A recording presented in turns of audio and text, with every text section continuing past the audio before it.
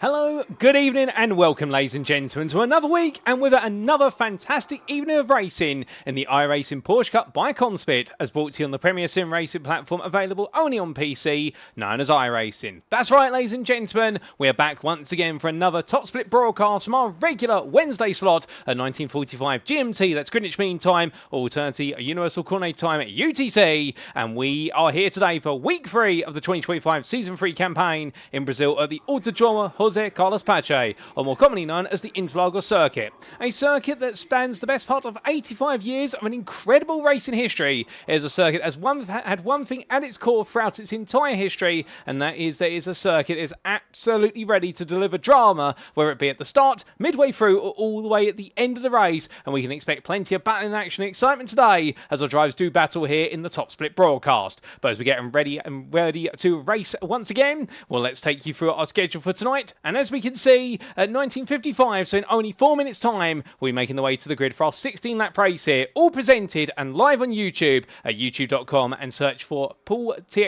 Walsh, and you'll be able to find it there. And in the commentary booth, you have myself. Well, I don't need an introduction technically, but my name is Paul Walsh, also known as TX1 or Britain a Spit, depending on what media you follow me on, and I will bring you all your racing action as it unfolds in what's expected to be a fine continuation from our double header in Belgium. And why do we say a fine continuation? Well, let's give you a quick recap of the season schedule so far, because as we can see, for the first 2 weeks, Belgium has been the key. We started off at the Circuit de Spa-Francorchamps, and last time out we made our way to the tight and tricky chicane-filled circuit of Circuit Zolder, but here we are today on Wednesday the 2nd of July, and it's the Autodromo José Carlos Pache that plays host. A very different style of circuit, much more synonymous in a way with the Circuit de Spa-Francorchamps, with widening corners, multiple elevation changes, and plenty of variety, and plenty of straights to go with it. We're going to expect plenty of battles over the course of each and every lap, and there's an overtaking opportunity practically at each and every corner as we carry our way through the campaign. But not to dwell on our calendar for too long, let's talk a little bit more about the circuit, and we can see it here.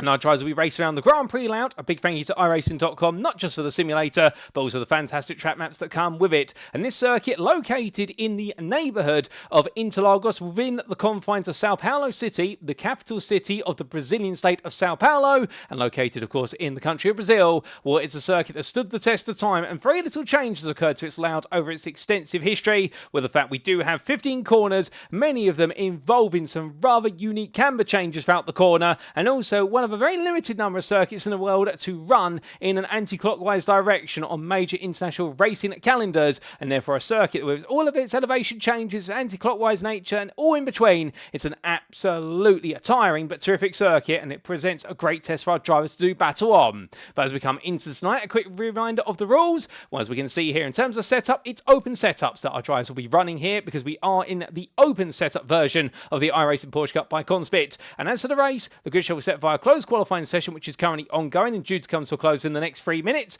The race shall commence via a standing start, as is a tradition of the Porsche Cup, with drivers receiving a drive-through penalty if they accumulate 17 or more instant points, and should they go all the way to 25, they will be disqualified. But that's enough rules, regulation all in between. You're all here for the racing, and so are we. Let's head back to circuit side then and see some other drivers out there right now looking to score big in qualifying.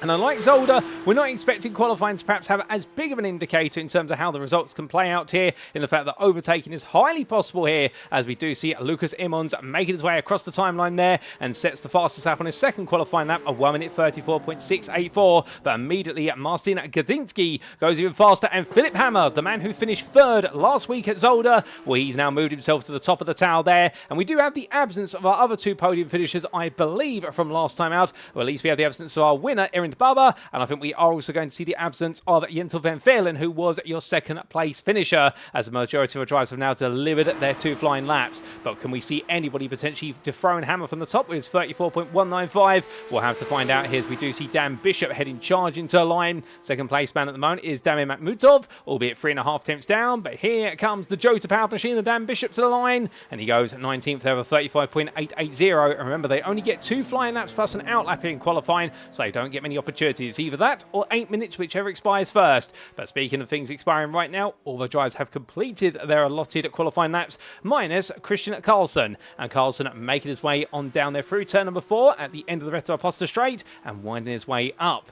For those of you wondering about our strength of field, you can see the rounded up version of it in the top left corner of your screen at 3.9k. We're just shy of what it was in week number 2. Week number 2 for the top split, it was 3,963. Here today, it's 3,869, so slightly less and definitely not as high as our opener at the Circuit de Spa-Francorchamps of 5,644, but we definitely had some huge names on the grid for that season opener there, because we had the highest I-rating driver on iRacing at the time, Aaron Vasquez, who was just shy of 13,000 I-rating, and we had a couple of drivers as well with him who are over 10,000 I-rating there. We're not quite seeing those drivers here, but to be fair, we do have some huge stars in Porsche Cup racing, including Philipp Hammer and Damir Makhmutov, your top two there, and let's not forget the likes as well further down the order, Matt Strand, who at the moment is provisionally starting in 10th. Indeed, he's very handy when it comes to racing Porsche Cup cars, and a big thank you to the wonderful photography to be able to see his car on the thumbnail for today's broadcast. But as Carlson heads towards the timeline then, we're currently all the way down in 13th place. Can he go a little bit further here in the number 8? He'd like to get into the top 10. He crosses the line, and it's not going to be enough to improve, or is it? Yes, it is, and he jumps his way all the way up to third to Christian Carlson with 34.610, and he matches there the time of Martin Gadzinski, albeit he was faster by 10 thousandths of a second, and that's why he'll take that third place spot. Well, that then is qualifying complete, and what a way to end qualifying there, as we do see Kevin Palmer parked up, practicing a start there, the standing starts of course, and this Interlagos circuit being quite unique in the fact that the front couple of rows, they start on an uphill incline, so therefore they have to be careful not to let the car roll backwards, but they've also got to be smart not to cause the car to roll forward when they do get underway, and it's going to be a very interesting challenge for them here today. Now, as we do have qualifying come to a close, there's your provisional qualifying results on the left-hand side of your screen. We'll head to the grid very shortly. Well, big congratulations there to Philipp Hammer for putting it on pole by a sizable gap. And, well, I think we're going to head to the grid, ladies and gentlemen, and get our racing underway. And if you are tuning in right now, don't be shy. Feel free to say hi in the YouTube chat. We can see it, and we hope you're doing well today. And if not, hopefully the racing tonight will turn that frown upside down into a big old smile. But speaking of smiles here, who's going to have the biggest grin at the top of the grid? Well, it's going to be Philipp Hammer as we look to the grid for our week 3 top split broadcast in the iRacing Porsche Cup by Conspit. And it's Hammer who lines up on pole then ahead of Damir Makhmutov. On row number 2, it'll be the Polishman there of Martin Gadzinski for GTL VRT ahead of Norway's Christian Carlson. Then on row 3, we'll have Lucas Ehrmans from Germany ahead of the Dutchman of none other than David Simon Jr.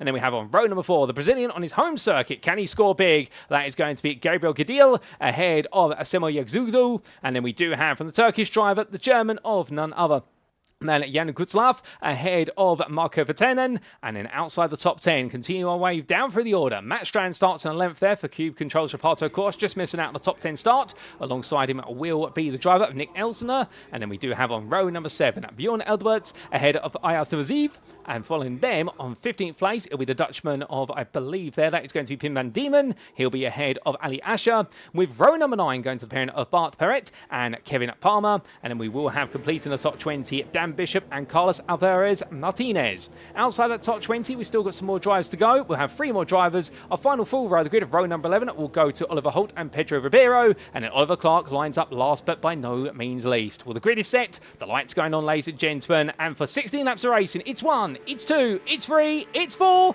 it's 5, and without further ado, it's lights out and away we go here at Brazil as Philipp Hammer gets a great start, but look at Makhmutov on his inside, covering off there the charger Carlson, as Carlson looks to go up the inside immediately, but can't quite find the way in, and in the end, as they go side by side, down through the centre S is here, it's Hammer who gets an absolutely staggering start, but roaring the way on through. Can we look to the blimp camera? Yes, we do. It's a distant camera view, but it gives us a perspective there as the Lightning McQueen machine of Gutslav starts to fall away from the top 6 already. Javier Gutslav noticing that Strand and Gideon are starting to battle, and goodness me, Matt Strand having a lightning start as they come down to the brakes. Onto the brakes they go there. That's Lucas Ehrmans getting ahead of Carlson, and it looks as though there, well, it's going to be Gideon getting ahead of Strand, albeit too wide all the way through turn number 5. Up the hill into 6 they'll come, and as they do behind them, we've also got Markov Dehenen and Adel Saraziv battling hard as they roar the way through the double right complex. But plenty of laps here, and everyone right now trying to establish dominance over their close rivals. As we that is very late on the brakes there from our number 13. That's Zulu going up the inside of 1, going up the inside of 2. Does he get it done? No, Strand battles him back here through Perahino, and coming out to turn number 9 and in towards 10. They'll be side by side here all the way into the hairpin. Nothing between them great respectful racing here. Who's going to get the advantage? Will Strand on the outside. He'll have the inside there. If he can hold it into 12, he can't quite do it and has to let it go. And what a brilliant start there to recover from the places lost for Semel Yagzulu, who in the end losing 3 places at the start to gain 2 back in very quick succession. But with all that, we've also got some fighting further down the field there. That's getting very squirrely between Kevin Palmer and Pedro Ribeiro as they head up the hill. And as they do, well, Oliver Holt right now trying to hold the outside line. He'll get back ahead, but Ribeiro will be in the toe of the 2 drivers as they roar their way past us for the first time to go onto a new flying lap. And well, right now it's any which way between these drivers as they come towards the line. 5 in a line there as they all defend to the inside. A big lock up in the foreground of the camera, but Palmer looks one way, Holt looks the other, and Ribeiro looks a third way. And well, we've got a driver off there, and I'm trying to see who that is. I think that is Siraziv, who's had a bit of an altercation into turn number 1. I'll have to get a replay of that when we can. That's gone very wrong for him, but right now he's on the recovery drive. And well, from them, let's look to the front of the field. So it's Philip Hammer who leads ahead of Damien Makhmutov, followed by Martin Gudzinski. That's your top 3. In 4th, Lucas Airmons, who gained the place off of Christian Carlson at the start. That completes your top 5, with David Simon Jr. in 6th ahead of Gabriel Cadillo on his home circuit there. A lightning start. Jan Gutslav in 8th, Semel Yagzulu in 9th, and then we do have Strand in 10th, although saying that, Yagzulu getting up the inside there of the Lightning McQueen machine of Gutslav as they head in towards turn number 8.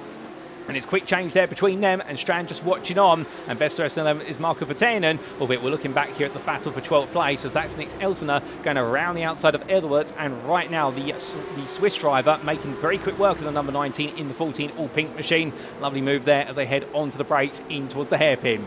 Coming on down then, and things do calm down for a brief moment, or do they? Because we've still got this absolutely fantastic battle for 17th between Holt, Ribeiro and Palmer. Palmer has been passed. We had to look away for a brief moment down the Retro Aposta Straight to give you a recap of how our top 10 stand. But right now, these guys are all fighting hard. And further back, that's a big run wide there from what is it, Martinez, as he decides to run wide onto the grass. And that's going to release Saraziv back up into 21st. Martinez dropping all the way down to the back of the order with Dan Bishop trying to follow Saraziv onto another lap. But as they come across that lap, we need to take a look back at the race starting, in particular that lightning start from Matt Strand. Can we get on board with him? Yes, we can. And let's look at this, ladies and gents. Remember, he started in 11th place, but watch this start.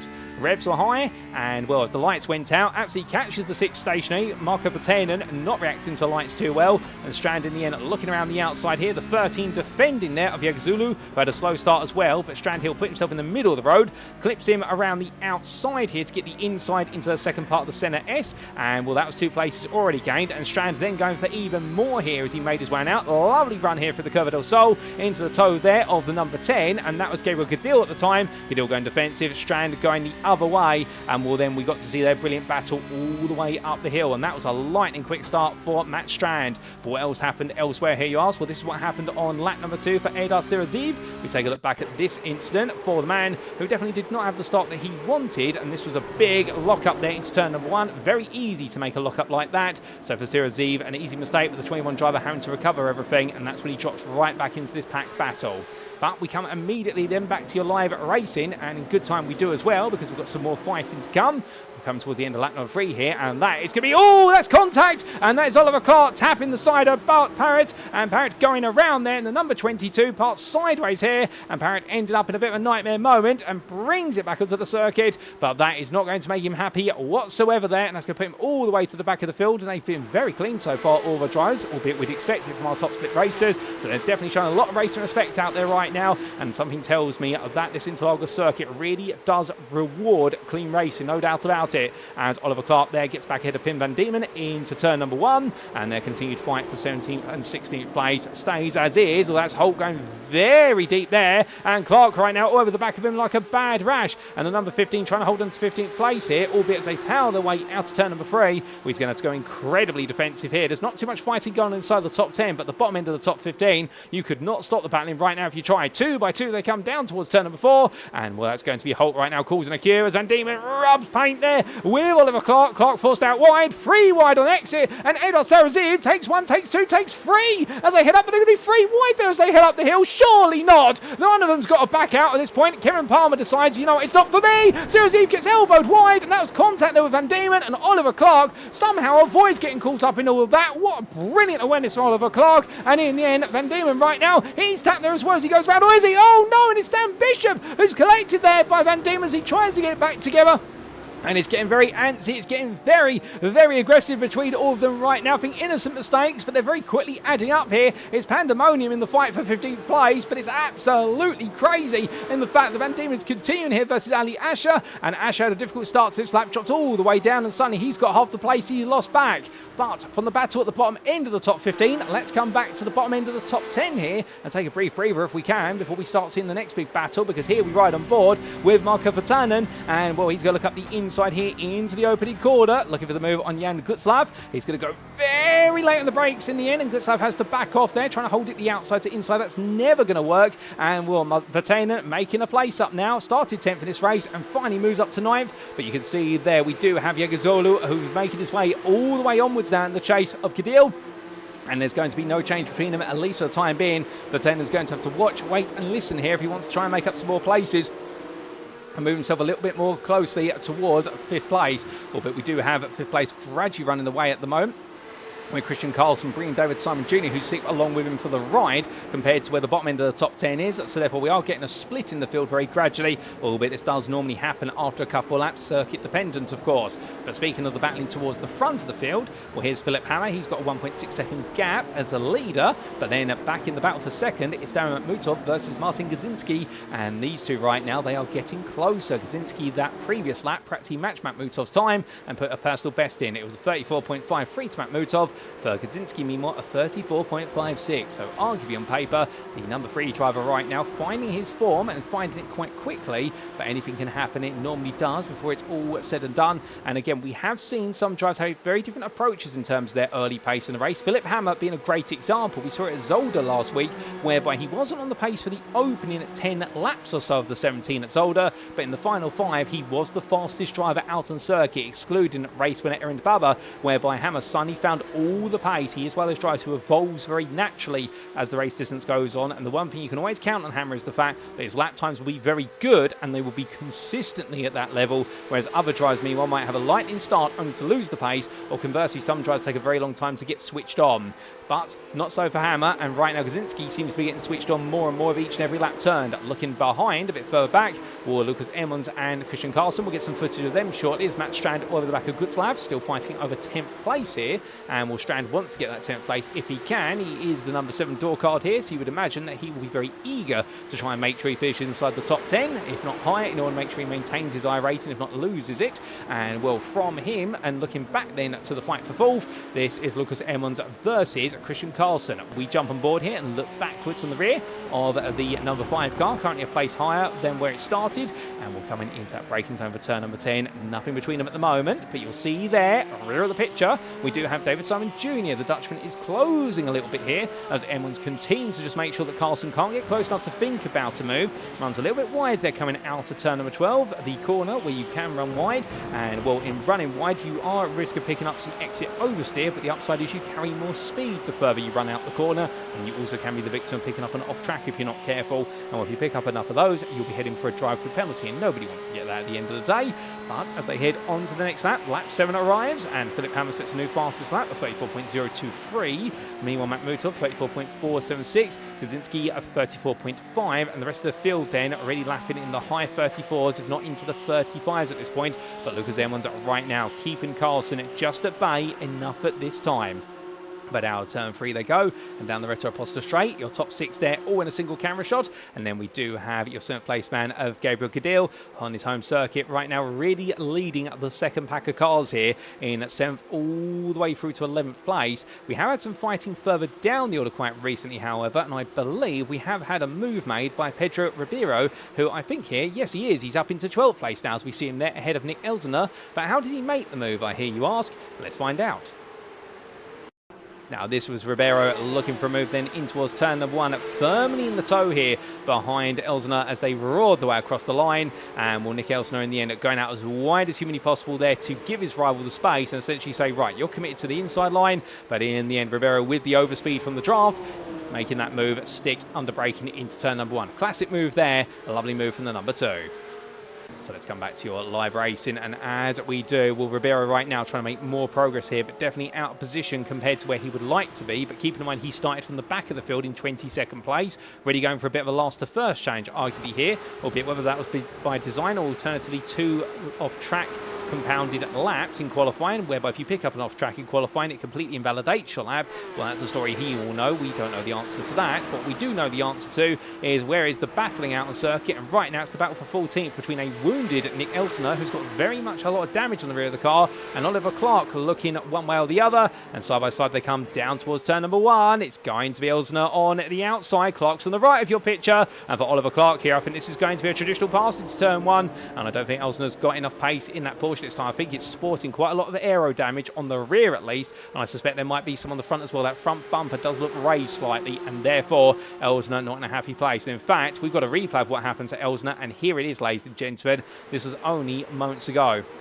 Now, at the time, he was chasing after Pedro Ribeiro, but as they came into turn number 6, rear of the car started to lift there under rotation, and in the end, I think a downshift there coming in towards the second part of the double ride caused the rear to lift up even more, and the natural thing is, of course, you want to downshift as aggressively as possible and push the revs as high as possible, because the higher you keep the revs, the more power you're delivering through the rear tyres, but if you do it too aggressively and the weight of the rear of the car has not settled down, particularly in these Porsche 992 GT3 Cup cars, it does cause the rear tyres to overspin, and actually all the way to the car, lifts up at the back, and suddenly comes around on you very aggressively for a corner, particularly a medium speed apex, such as at turn 7, and that's what we saw there. But meanwhile, Oliver Clark here, trying to make another move, as we're back to your live pictures now on Bjorn Elbert, as they come down through turn 12, but Elbert says, no, you don't, I'm still here, but I think it's now Oliver Clark who's going to be trying to say to him, you know what, I'll try and cut back on you at turn number 12. Lovely bit of battling between these two, and in the end, who's it going to be as they head up the rise then? It's still a drag race here, all the way towards the line,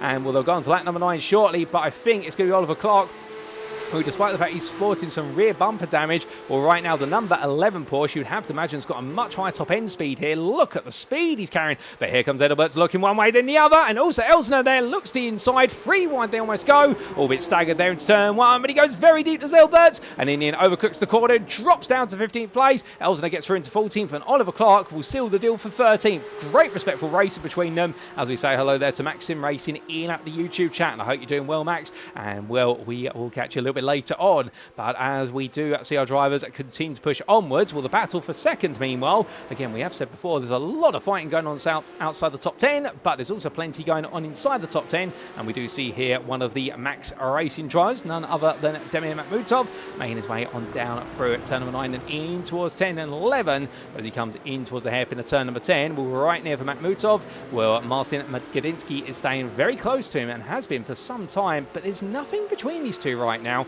But one thing that is certain is we do have a sizable half a second delta on average lap time wise to Philip Hammer, your race leader, and in fact we can put those lap times up on screen for you to give you an idea of how exactly the lap times are going. Well, there's firstly Makhmutov versus Kaczynski, and you can see there's barely anything between the two of them, albeit over the last couple of laps it's Kaczynski who has proven to be the faster driver on laps 7 and 8, but we add now a 9th lap into that equation, and what you can see here is as they cross the line, well, this time it's Kaczynski who was the slower of the two, but there's nothing between them. That gap is staying static. Flip it around the other way, meanwhile, in terms of that lap time history, and you can see here the comparison whereby Hammer, on average, for the last 4 laps, has been open up a 4/10 of a second gap per lap, given the pace he's delivering, and that is where the details lie in the fact that Hammer, for all the huff and puff he's got, he's definitely running away, and Makhmutov, meanwhile, is really relegated here to the concept of trying to fight for second place and hold on for it as long as possible. Coming out to turn number 5, it's going to be a bit of an open gap there, half a second this time, the biggest gap he's had in the run up the hill into the infield section, and I think for Makhmutov he'll be a bit more comfortable. Looking further back to a man who's had a bit of a difficult start to the race, Ali Asher, well, he's on the charge here as we ride on board with the number 18, it's in 18th place, and now it's going to go into 17th place. He looks up the inside of Kevin Palmer there into turn 4, gets it nice and squarely done. Palmer in the end will now be behind him, and we look to the exterior camera there over the rear wing, and that is Kevin Palmer, albeit being dissected by the rear wing of Asher's car from our camera's perspective, and into turn number 6 they go. Asher goes a bit deep, but that's by design there, misses the second apex by about a quarter of a car width. However, it prevents Palmer from having the confidence for coming back at him, so Kevin Palmer there definitely getting a little bit bitey 13 wanting to fight back, and I think he's cognizant of the fact we do have Van Diemen and Dan Bishop closing up to the back of this battle. And well, right now these four separated by 1.2 seconds in totality as they exit out of the turn 10 hairpin, and nothing between them at the moment, and Ali Asher just trying to hold on at least for a little bit longer here as they roll off a 12 in towards 13. And look at that body language there from Palmer's car. We're really running right on the edge of grip, and Asher makes a mistake. They're coming out 12. That is going to release what will be Palmer up his inside, and well, I don't think that's going to bring Van Diemen and Bishop into the fray right now, but it's definitely going to give Palmer an opportunity. But Asher will tuck back into the toe here as they head across that timeline. But will we see a move? Well, we'll find out very shortly, but we'll need to cut to the battle for fourth place in a brief moment. But here comes none other than Asher looking up the inside, but he can't quite find it there. However, what we can find is the fact that we do have that fight for fourth, and Christian Carlson now is up into fourth place ahead of Lucas Emmons, with David Simon Jr. now right and firmly on the back of the pair, and he's now making this a menage a trois as they roar the way for turn 6 and 7, albeit no change between them here as they come in to the right-hander of turn number 8. But how exactly was the move made, I hear you ask? Well, here's a quick replay to explain. Now, this was none other than Christian Carlson making the move on Lucas Emmons, and it was Emmons running wide out of turn number 12, powering through that to survive the exit of the corner, and in the end, Christian Carlson just outrunning him to turn number 1 there. And, well, it was going to be Emmons trying to get back in the toe, but couldn't quite make it work out under braking. But as we come back there, well, Emmons again running a little bit wide there out of turn number 12, through 13 to go, but does not make the mistake of running wide out of 13 like he did on the previous lap, so that's going to give him a bit more confidence. The fact that corner's not going to bite him any longer. And David Simon Jr., meanwhile, he's been a little bit understated as Simon Jr., and in fact, he's really been enjoying a solid run. We jump on board here with the number 12 driver, and I get the feeling that right now he could suddenly steal away a 5th place finish at the end of this race, perhaps even a 4th, because he's been very good on pace. He's not been aggressive at any point. He's been watching and waiting in the wings, as meanwhile, new fastest lap of the race from Pedro Ribeiro, a 33.820. Well, the man who started 22nd out of 23 starters, he's now opened up the tanks there in the number 2 car, albeit off camera, but he's showing that even midway through the race, he can absolutely deliver some phenomenal laps, and the lap times are continuing to tumble down for those not battling at the moment. Indeed, personal bests are being scored by many a driver, but Pedro Ribeiro, how far can he go before the racing is all said and done?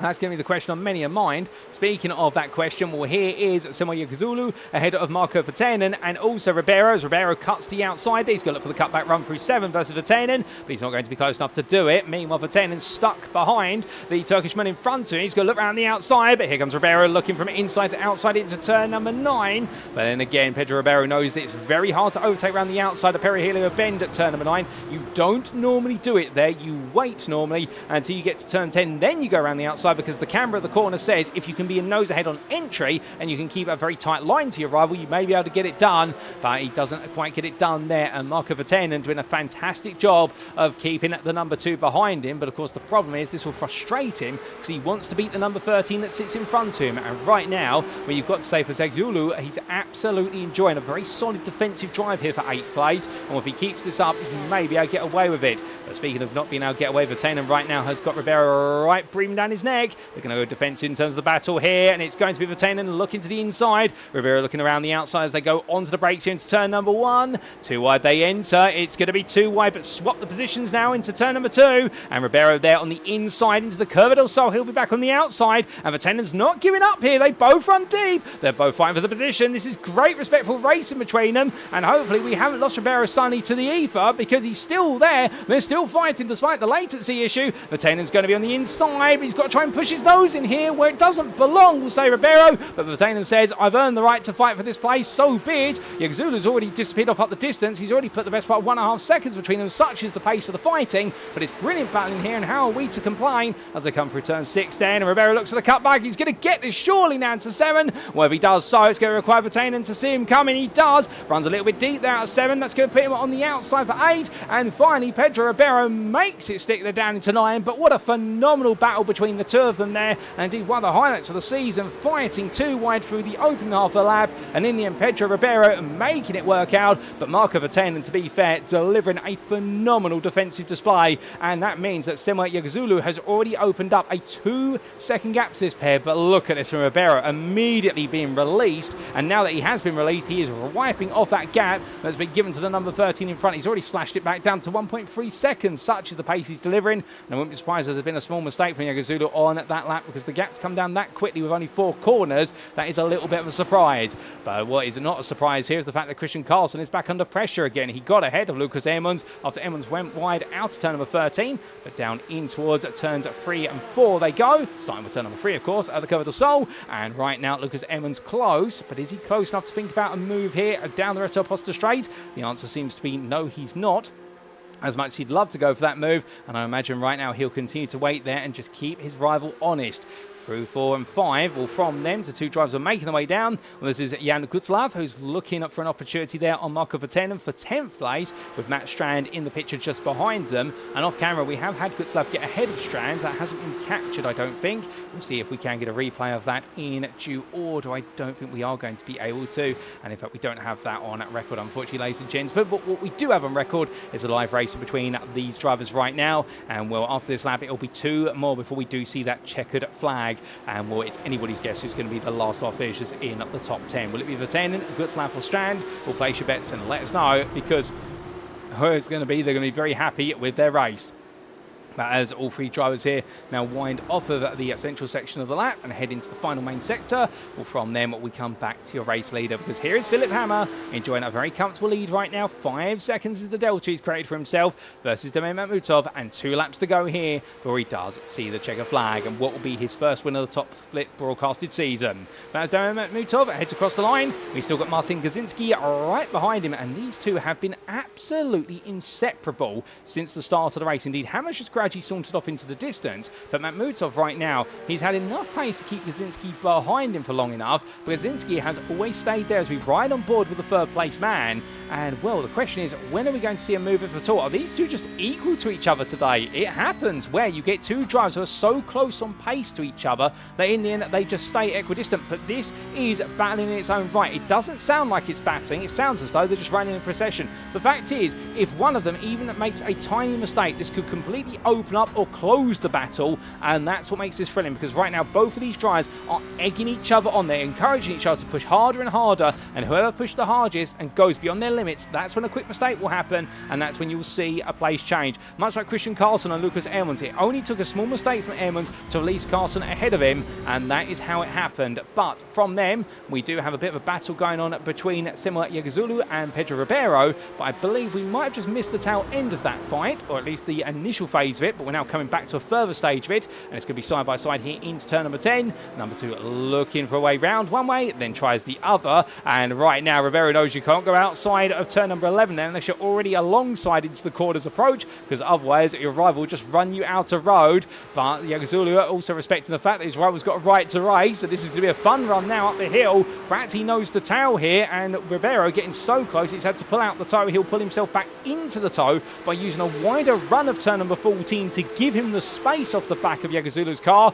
but heading across that timeline onto a final lap then. 2 wide coming across the line. Let's go Ribeiro on the left, Yagazulu on your right. Onto the brakes they come, and as they do, no lock-ups, just brilliant race. A small lock-up there, in fact, and I think that was Yagazulu lock-up and going into the side there of the rival Ribeiro, and in the end that contact sending him on around. It was fantastic racing, but Simula Yagazulu finding his limits there, at least what the camera suggested. We won't be able to get a replay of that one now because we are onto the final lap, and still more to come on this lap, but that is now going to make it so Marco Vertannen's holding on to 9th, and Jan Gutzlav has Matt Strand right behind him in the battle for 10th. As the number 7 here tries to get a little bit closer and roaring the way out to turn number 5. Well, Strand's there with a poor run off of turn number 4. That's caused the gap to open back up by a 10th. And, well, a 10th sounds tiny, but for these guys, a 10th is a lifetime of time that they have to try and regain over the entirety of the lap when you're so closely matched on pace. But right now for Strand, well, if he's going to make some magic happen, it'll probably be coming out of the final major corner of turn number 12 and on to the start finish straight, and it'll be a battle in the draft. But in the fight for 4th place, well, Christian Carlson right now holding on comfortably ahead of Lucas Emmons by 4 tenths, and the battle for 2nd, it's a similar picture. Makhmutov ahead of Gazinski, but right at the front of the field, ladies and gentlemen, as the checker flag gets ready to wave, well, it's been an unstoppable run here today with a sensational pole position lap, and for Philipp Hammer, he's going to convert pole position into victory here in week number 3 of season 3 with a superb drive, absolutely faultless. It'll be Damian Makhmutov who takes 2nd place just ahead of Gazinski at the line, and then it'll be Christian Carlson who holds on to 4th ahead of Lucas Emmons, with David Simon Jr. in the end falling slightly off in 6th, ahead of Gabriel Guedo at his home circuit, a 7th place for the Brazilian driver, with Pedro Ribeiro in 8th place ahead of Marco Vatanen. Then we'll have Jan Gutslav completing the top 10 ahead of Matt Strand, who was best the rest in 11th, with Semil Yagazulu there in 12th place. A bit of a frustrating end to his race after that fantastic fight with Ribeiro. 13th goes the way of Oliver Clark ahead of Nick Elsner. And then we'll have Bjorn Edelberts completing your top 15, with Oliver Holt in 16th place. Kevin Palmer comes on home in 17th. And then it will be Ali Asher, Dan Bishop, and Pim Van Diemen who complete your top 20, with Bart Parrott just behind him by 2 tenths, and then Carlos Alvarez Martinez and Aida Seraziv completing your 23 starters as finishers in this race. Well, goodness me, what a race from lights out to checkered flag, ladies and gentlemen. Superb racing all the way through and through at Interlagos. And as we said, Interlagos always generates fantastic racing, and with it a little bit of drama. But we're going to take a quick look back at the incident between Ribeiro and Simon Yagazulu just to see what happened there. Now we have a bit of a breather, and this was the on-board here. We ride on board with Yagazulu, just listen in. And under braking, it just goes a little bit deep, and I think the front right brake locking up there as he made his way. And can we get an exterior camera potentially? I think we might be able to, and this was an exterior camera. I think we will see the lockup here, albeit the camera angle may not be flattering. And there it was under braking. A front right lockup for Yagazulu just caused him to slide into the side of his rival. And in the end, in that contact, well, either both of them were going to go around, or the car on the inside was going to go around, depending on the exact contact point. And Semo Yagazulu, you can take nothing from him. It's an innocent mistake, but one that cost him a top 10 finish today. But coming back to your live pictures, ladies and gentlemen, will the circuit fall silent as all the drivers come in? And we better take you through those race results subject to any stewards' inquiries. And here they are for a fantastic week of racing at the Interlagos circuit, or at least a fantastic top split broadcast here at the Brazilian circuit. So for our top split race for week 3 of the 2025 season 3 campaign in the iRacing Porsche Cup by Conspit, the open setup variant, we saw Philip Hammer take victory there in the privateer, absolutely delivering from pole position to victory by 6 seconds over Damir Makhmutov. It was a great fight for the runner-up spot, albeit Makhmutov in the end was able to keep the GTL VRT driver of Marcin Gazinski behind him lap after lap for the entire distance, but only 2 tenths between them at the finish line. Over the podium is Christian Carlson, who fought hard for a 4th place and earned it the hard way to the Norwegian by in the end goading at Lucas Elmans into mistake, but take nothing away from the German driver. A 5th place there for the number 5 car, a well-earned 5th place. David Simon Jr. in the Dutch number 12. Well, for Simon Jr., it was a race today where he sat there and waited for an opportunity to get into the top 5, but it never quite came, so in the end he settled for 6th, but I don't think he complained about that. With Gabriel Gedel at his home circuit, well, great 7th place result there, and had to fight his way into 7th early on, and then was a bit of no man's land. 8th went the way of Pedro Ribeiro there, who started in 22nd place and carved his way through the field in the number 2 for the Portugal outfit. A brilliant drive there from him, head of Marco Vatanen, and well, the Finnish driver there having a great battle between himself and Jan Gutslav and Matt Strand, but in the end he came out on the top of the 3 of them. Speaking of Jan Gutslav, he rounded off your top 10, and then we did have the Cube Controls Reparto course drive from Norway of Matt Strand, best of the rest in 11th. He'll be a little bit disappointed not to have claimed a top 10. Semo Yagazolu completing a run to 12th place in the end, not quite the end of the day he wanted, but that's the way it's gone unfortunately for him, but still ahead of Oliver Clark there, and well, credit where it's due to Oliver Clark, had to fight his way all the way through in the end from 23rd on the grid, starting last on tries to take 13th place. He'll be giving himself a pat on the back for that one. Head of Nick Elsner and Bjorn Edelbert, who round off your top 15. From the Belgian driver, it was then the Briton of Oliver Holt, who definitely enjoyed some brilliant battling today, albeit I think he wanted a bit more, and a top 15 finish I think will have rewarded him for his battling, but he had to settle for 16th. Head of Kevin Palmer, with Ali Asher, Dan Bishop and Pim Van Diemen round off your top 20. Outside the top 20, 3 more drivers there. We had Bart Perret ahead of Carlos Martinez. Well, that's Carlos Alvarez at Martinez as he's 9 in full. And last but not least, Aida Seraziv. And well, unfortunate there for Seraziv, not the race he wanted after what was a great start, but an early incident setting him back. But all 23 of the drivers who started finishing the race, and all of them in the lead lap, which is absolutely fantastic to see. But that brings all of our racing to close here for week number 3. Of course, you can enjoy plenty more racing here at the Interlagos circuit for week number 3 because it's only Wednesday, and you do have the best part of another 6 days of slots and sessions available, but at least that's going to be the conclusion of our top split broadcast here as we look ahead to next week. But just before we do start to set the scene for next time, of course, a quick word about the title sponsor for the iRacing Porsche Cup, and that is Conspit, the premier sim racing hardware manufacturer. Let's tell you a little bit more about them. If you are looking to take your sim racing to the next level, then why not consider Conspit? As the pro driver's choice of sim racing hardware, Conspit offers one of the most comprehensive lines of hardware products to sim racers around the world. Whether you're in the market for wheelbases, steering wheels, pedals, peripherals, or rigs, Conspit's extensive experience in the motorsport industry means every one of their products is fine-tuned for success at the highest level. But do not just take our word for it. We're brand ambassadors including 2022 Grand Prix Macau GT Cup champion Luo Kaliu, 2022 Porsche Carrera Cup Asia champion Liu Ye, 2022 Chinese Touring Car Championship champion Rodolfo Avila, and 2023 GT World Challenge Asia GT3 AM Cup champions Climax Racing. You shall be in pole position for victory when you invest in Conspit's hardware. If you'd like to know more, be sure to head to conspit.com today.